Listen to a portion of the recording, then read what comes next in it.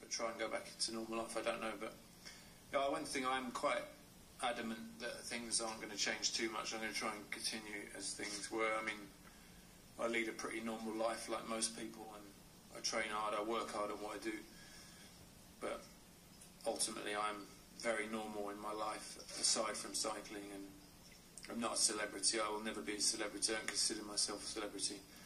I despise that whole celebrity culture.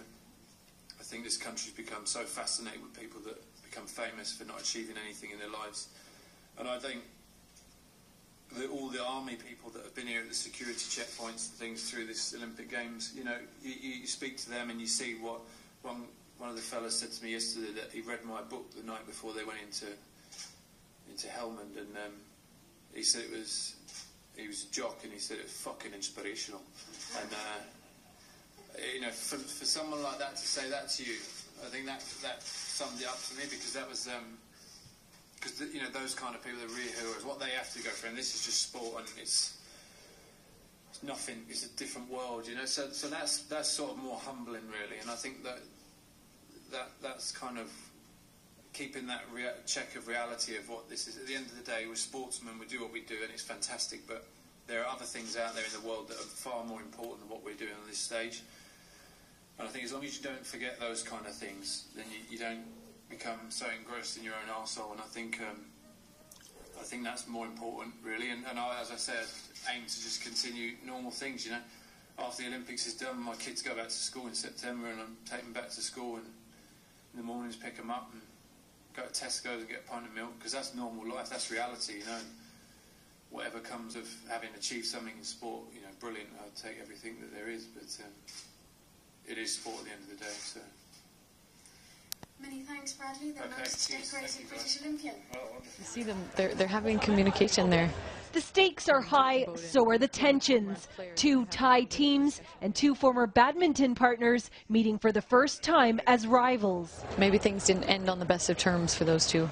Bodhin Asara and Manipon Jungjeet played together at the London Olympics, but on Sunday the two competed against each other in Richmond at the final of the Canada Open. These two are the former players, and they're having a little bit of a discussion here. Bodhin and Manipon traded verbal jibes. They were warned twice to cool their tempers. No, they're going to get told off here. Behave. One of Canada's top players, Luke Couture, was at the tournament and saw the drama unfold.